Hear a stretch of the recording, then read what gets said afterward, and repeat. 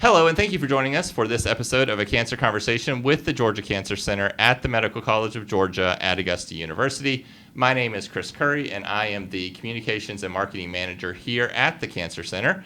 In this episode, we will be sharing information about various topics related to oral cancer. So as you may know, April is Oral Cancer Awareness Month, and today our location is a little different than usual. It is in the Dental College of Georgia at Augusta University. Joining me for today's conversation is Dr. Scarlet Charmelo Silva. Dr. Charmelo is an assistant professor in the oral medicine department here at the Dental College of Georgia. Dr. Charmelo, thank you for taking the time to sit down with me for today's discussion. Thank you for the invitation. Absolutely. We are super excited to have you to talk about oral cancer. But before we start that discussion, I want to learn a little bit more about you. How did you decide that this was the sort of career that you wanted to pursue? Of course, I could share a little bit of my journey with you.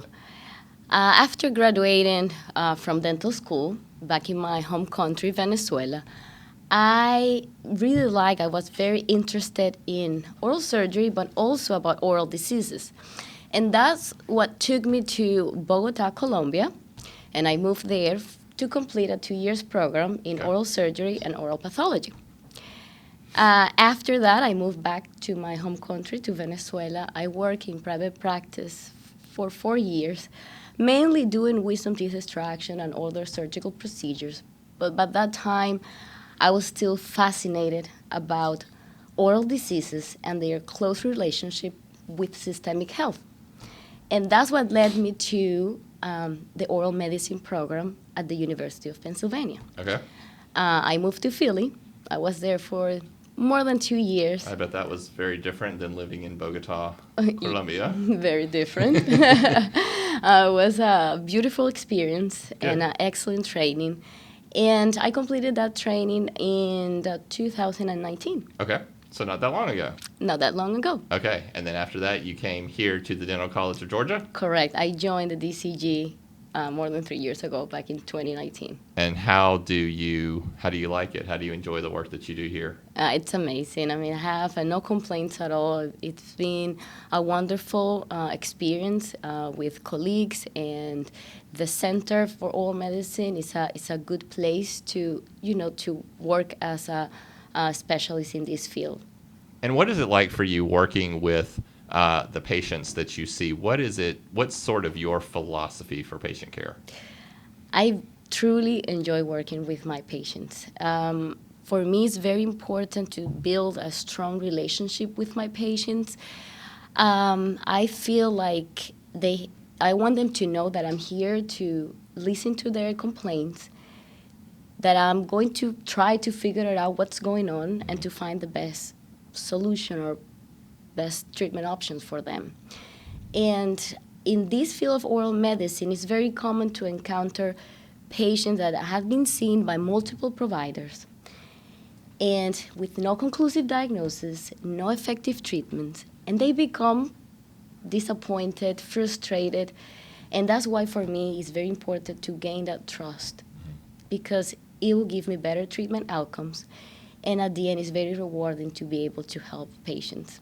How does it make you feel to know that you are sort of that lifeline when they get frustrated? Because I can imagine that is very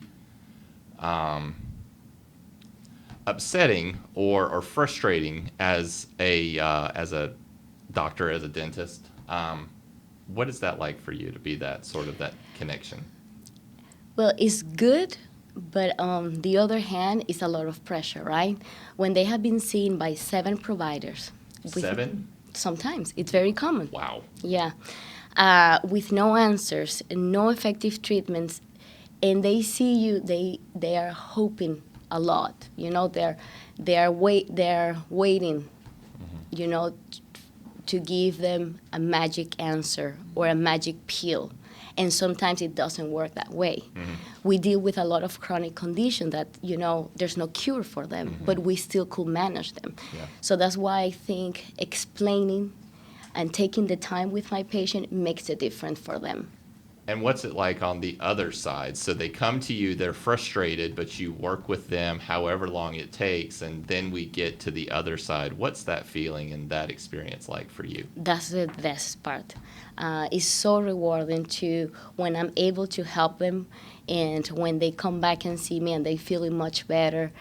They're so much thankful and they appreciate my work, and that's the best part of being a doctor, I think. Yeah. All right. So we're going to be talking about oral cancer awareness. Let's talk. Let's start that discussion by sharing information with those who may be watching or listening to this episode about the different types of oral cancer that people should be aware of. Right. Before start talking about the different type of cancer, I think it's important to clarify that when people mention oral cancer, they may include oral cancer, which I'm going to clarify, and oropharyngeal cancer. Oral or oral cavity cancer is the anterior part of the mouth. We're talking here about lips, cheeks, tongue, but the anterior two-thirds of the tongue, floor of the mouth, the roof of the mouth of the palate, and gums. Okay. That's what we consider oral cancer. Okay. Now, oropharyngeal cancer is the back of the mouth. Here we include the tonsils, the base of the tongue, Okay. part of the soft palate, Okay. and the walls of the throat. Okay. And why I make this clarification, because they behave a little bit different and they are associated with different risk factors. That's Okay. why sometimes I like to make that distinction. Okay. Now, Dr. Charmelo, talk to me about the different types of oral cancers, oral pharyngeal cancers affecting people. Are some more common in younger people versus older people, or is the older population more susceptible? So overall, we could say that most patients affected with oral and oropharyngeal cancer are over the age of 40. Okay. But we could see cases in younger patients. Now, it's roughly twice as common in men than in women, Okay. and just slightly more common in white people than black people. Okay. Then, talking about the different type of oral and oropharyngeal cancer, the vast majority are squamous cell carcinomas. And they're called like that because they develop in the squamous cell, which is the outer layer of the skin and the mucosa. Then we could encounter other type of cancers in the oral cavity, which are more rare, like salivary gland cancer. There are several types of them. They could affect the major or the minor salivary glands. Okay. We also could encounter some oral lymphomas, very rare as well. Okay.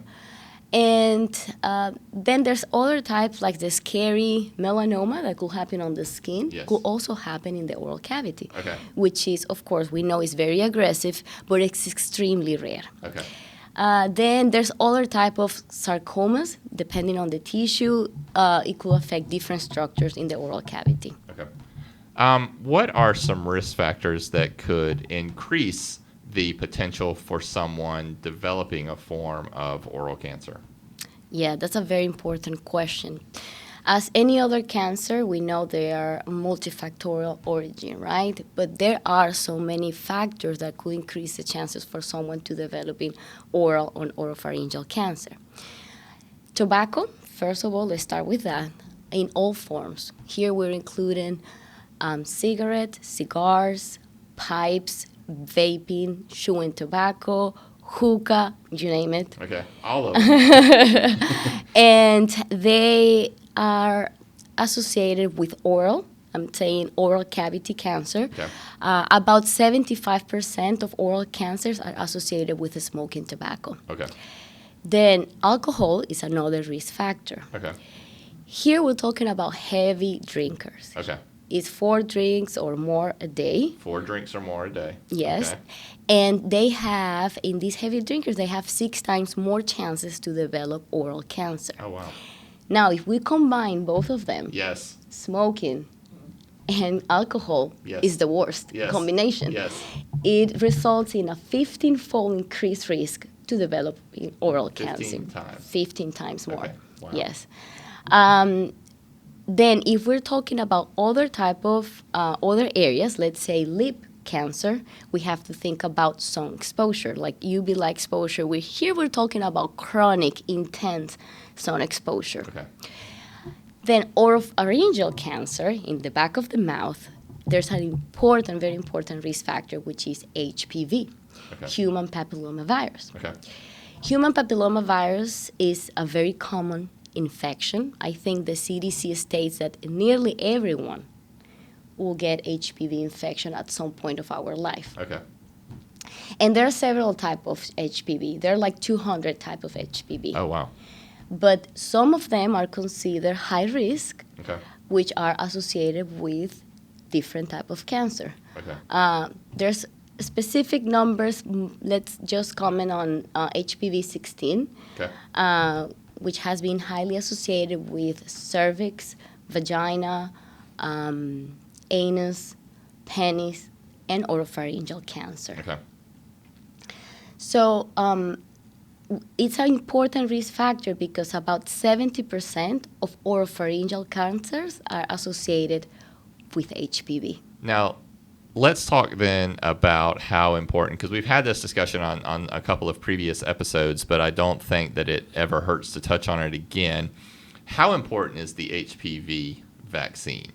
Very important because it will protect against these high-risk subtype of HPV, and then long-term will protect people from developing oropharyngeal cancers. Mm-hmm. If we know the vast majority of these cancers are associated with HPV, but if people have the vaccine, it's a great way to protect against oropharyngeal cancers. And the different types of cancers that you talked about, you know, you see some of those in men and some of those in women, so it's important for both sexes to get Of course, vaccinated. absolutely.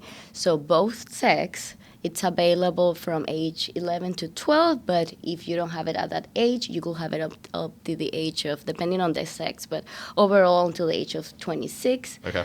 But I think it's a very important thing that to bring to the attention to the public that HPV is not just for genital warts. Mm-hmm. It's thinking, and the main reason of having the vaccine is to prevent from cancers. Yes. Okay. What are some signs and symptoms people should be looking for that may point to some form of oral cancer? Wonderful question, because I think it's important to everybody know what they should be looking for.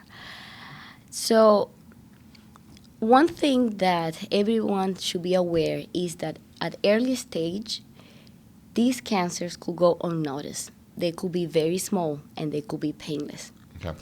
But any sore or any discolored area in the mouth that doesn't heal within 2 weeks should be looked at by a professional. Okay. So squamous cell carcinoma could present as a white or a red patch. It could be an ulcer. It could be a lump. It could be a mass. It could present with difficulty swallowing or tingling, numbness on the orofacial area. Okay. It could present as a persistent earache. So all these symptoms are persistent Okay. and they don't resolve over time. You said about 2 or 3 weeks, right? For the oral lesions, yes. Okay. About 2 weeks, that's the recommendation Okay. of going to your dentist and have them to look it up and see if there's need for a biopsy Okay. to see what's going on. Okay. Dr. Charmelo, if a patient needs to sort of go through the cancer care process, what are some of the complications? What does that process look like? What information can you share with our those watching or listening? So cancer treatment has several complications, in particular head and neck cancer treatment. As we know, chemotherapy, radiation therapy, this treatment will stop these fast-growing cells that will affect cancer cells, but not only cancer cells. So it could also affect other normal cells in the oral cavity. So that's why many patients will complain about mucositis, which is just inflamed mucosa inside their mouth. Okay. And it's a very difficult complication because patients are not able to sometimes to eat or to drink. So it could lead to malnutrition, to dehydration, because it's so painful for them. Besides that, also the radiation therapy, for example, will affect salivary glands. and that will result in a decreased saliva production and yeast infection. On the other hand, chemotherapy, we know that will make patients more vulnerable to different type of infections. This could be viral, bacterial, or fungal infections in the oral cavity. Another complication for radiation therapy is that radiation may affect also the bone quality, either the maxilla or the mandible, and this could cause what we call osteoradionecrosis, which is just bone death. Osteoradionecrosis. Okay. Yes. And also, the radiation may damage the muscles and the joints, and it could cause trismus, which is limitation in mouth opening. Okay. So as you could see, there's several complications from cancer treatment. What sort of strategies do you give people to handle those complications? What sort of conversations are you having before those complications show up? And that's the key word, before. Because every patient that has a diagnosis of oral or oropharyngeal cancer, before starting treatment, they should be seen by a dentist in order to minimize the occurrence of these complications. Because there could be many things that we will do. If there's a poor oral hygiene, we'll improve that. So they will be minimizing the chances of developing an infection in the mouth. Also, if there is some teeth that has poor prognosis, we may take some actions before treatment, because after treatment things get more complicated. Okay. So that's why it's important to have this pre-treatment evaluation by dentists. So if you're facing an oral or oropharyngeal cancer diagnosis, talk with your provider about seeing a dentist or an oral medicine specialist like yourself. Correct. Before treatment. Before treatment. Right. Dr. Charmelo, we talked a little bit about how going to the dentist is not everybody's favorite thing to do. It certainly wasn't mine when I was younger, but going to the dentist is so important. Even though people may be afraid of going to the dentist, it is so important to face that fear and see that dentist. Why? It's so important, and no matter how afraid people could be, they have to overcome that fear and go and see their dentist, because we're not talking just about teeth here. And that's what I think people have to know. It's not just only about teeth. The whole body, the systemic health could be compromised because any oral disorder related to the teeth or related to the oral mucosa. So that's why it's so important that people go and have regular checkups, because probably teeth-related, everything is fine. But what about if there's a lesion that is an early stage of cancer? Mm-hmm. There's so many oral conditions, periodontal disease, cavities that could be associated also with systemic health, like cardiac conditions, other diabetes, other problems, that if we take care of that, it will improve your systemic health. And what strategies or tactics do you use or do you share with people who are afraid of going to the dentist? What do you tell them? I think explaining and informing people how important it is key. Because when you have no idea that the mouth is connected with the rest of the body, mm-hmm. and it's probably isolated, it couldn't affect other areas, mm-hmm. that's probably when you probably take it like more lightly, that idea of going to the dentist. But when you know, when you're informed that how important and how big of an impact could have in your health, you may understand and just go and overcome those fears. Yeah, how important are dentists? I mean, they're on the front lines when it comes to oral cancer, so it's very important to keep up with your appointments. Even though I know a lot of people don't like going to the dentist, it really can be life-saving if they find something early. Absolutely, because a standard of care for any dental appointment should include a head and neck exam. Okay. So I think that's very important to go to your, even if you think, your oral hygiene is perfect, mm-hmm. but just to have a checkup. Yeah. Can you talk to me about sort of what a patient, someone could expect if they come to see you here at the Dental College of Georgia and they have some questions. Could you kind of walk me through what your process looks like, what you're asking them, what kind of information you're looking for? Yeah, with any patient referred to the oral medicine center with an oral lesion, right? As soon as we bring them in the room, of course, we want to review with them their medical history, and then ask many key questions about their symptoms, right? For how long? What are they feeling? What they noticed? Have been progressing over time? There's other systemic symptoms that we want to know that could be associated, for example, with cancer, like red flags. We want to know if they feel fatigue, if they have been losing weight. Those type of things give us a lot of information. If they notice any lymphadenopathy, any lymph node enlargement, different things that we gather before even going ahead and look inside the mouth, because that will give us the information that we need in order to come up with a plan. Either we need a biopsy. Sometimes we will request additional blood work for those patients. And depending on what we have, then we plan the next step. Okay. Well, Dr. Charmelo, I appreciate your time today for sharing this valuable information to those who may be watching or listening to this episode. So thank you for being here and taking the time to sit down with us today. Thank you. Now, to those who are watching or listening to today's episode, you can't see it, but we have a crowd here watching us record this podcast episode. They are residents of Irvin Towers here in Augusta, Georgia. Irvin Towers is a housing community operated by the Augusta Housing Authority, and it's one of a number of housing communities the Georgia Cancer Center has partnered with to help residents learn about their cancer risk while also taking steps to reduce those risks. So when we come back, we're going to learn more about the Change Project and the Change Project's connection to these housing communities. So we will be right back in just a few minutes.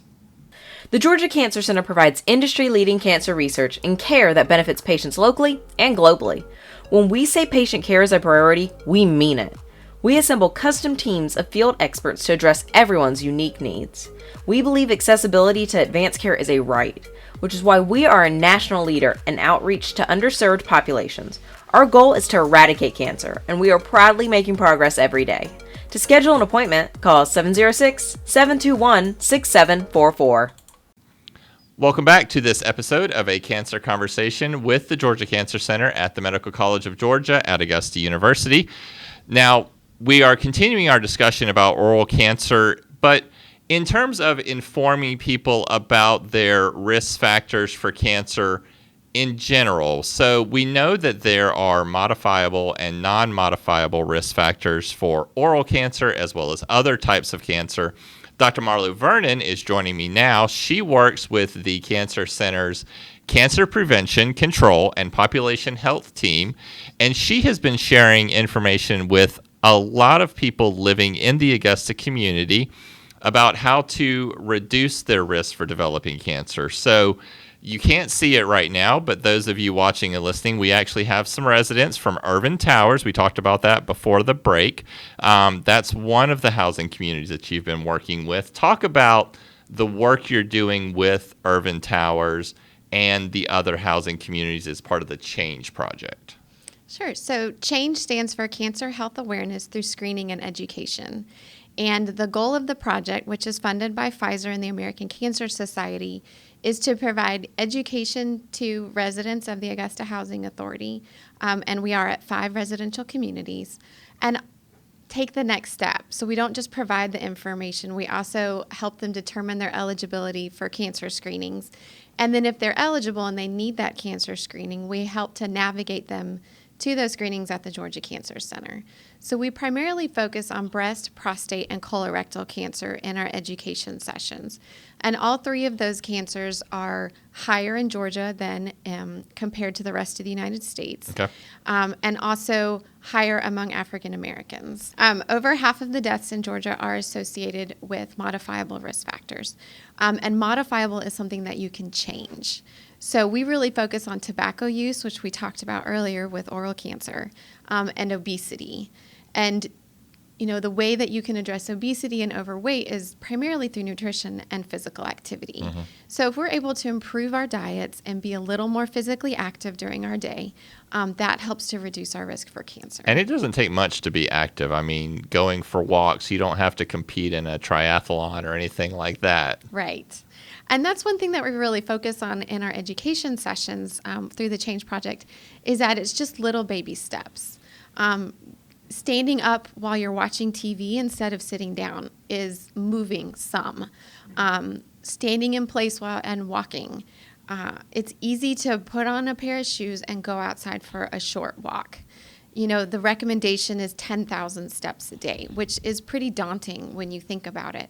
But if you can break that up into shorter trips, go outside for a 5 or 10 minute walk several times a day, several days a week, you're really increasing your physical activity, and it's not taking a whole lot of effort. You don't have to go out and run a marathon. So we talk about education, but screening is just as important when it comes to prostate, breast, and colorectal cancer. Why is it so important? Absolutely. So the earliest you can detect a cancer, the higher your ability to treat that cancer successfully. And so one thing that we really see, particularly with our racial and ethnic minority populations, is that they tend to be diagnosed with cancer later stages. So the cancer has already progressed further than we'd like, and that makes it harder to treat and increases our risk for mortality, for dying of that cancer. And so getting your screenings early is the best way to identify if cancer is developing and get into treatment. Really important, particularly with colorectal cancer, because it's harder to treat in the later stages, and if you can get in earlier, it's much easier and faster to treat. Okay. Can you tell us more about how healthy lifestyle behaviors can increase or can prevent or lessen the risk of a cancer occurrence? So if you have a healthy lifestyle, that reduces your risk for cancer. Like I talked about, over half the deaths in Georgia are attributed to modifiable risk factors. So if we can be physically active, if we can include fruits and vegetables in our diets regularly, we're cleaning our bodies out, we're giving our bodies the minerals and the vitamins that the body needs to really have a healthy lifestyle, to improve our immune system so we can fight any early cancer cells that seem to be developing, and then we can take care of that before it progresses.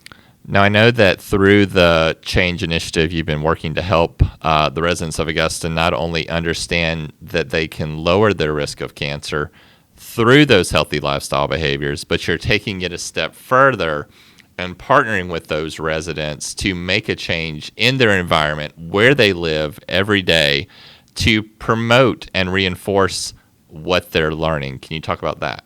Yes, this is actually one of my favorite parts of our project. At each of our housing communities, we talk to the residents and we ask them, what is one thing you would like to see changed in your environment that would support a healthy behavior? Whether it's physical activity related or nutrition related, or even tobacco cessation related. At all of our residences, they have selected one thing that they would like to see. Okay. So at Hal Powell, we were able to work with Augusta Locally Grown and get fresh fruits and vegetables into their market. So the residents are able to walk down the stairs, and that was actually at Peabody and not at Hal Powell. Yes. So at Peabody, we were able to work with Augusta Locally Grown to get fresh fruits and vegetables put into their market. So they're able to just go downstairs and have access to fresh fruits and vegetables. We also provided recipes and cooking classes in conjunction with ALG so that people learned how to make healthy recipes in a healthy way. At Irvin Towers, we were able to work with Fleet Feet and the Crocs Center to get all our residents who wanted to participate fitted with tennis shoes properly. They got great socks. And then the Croc Center and Fleet Feet were hosting exercise classes within their residence and walking groups. So Okay. we got outside, we got physical activity, we got exposure to fresh air, vitamin D from the sun, and that was one of the other ones. We've also done a community garden at one of our other residences, and we're working with Golden Books and the Augusta Literacy Center to do story walks at one of our other residences that has a lot of children. So a lot of different projects at these 5 different housing communities. Yes. And that's what's really awesome about it, is that it's unique to the community as to what they're really excited about. Hal Powell is one residence I mentioned, and they are right across the street from Lake Olmsted, which has a disc golf course. Okay.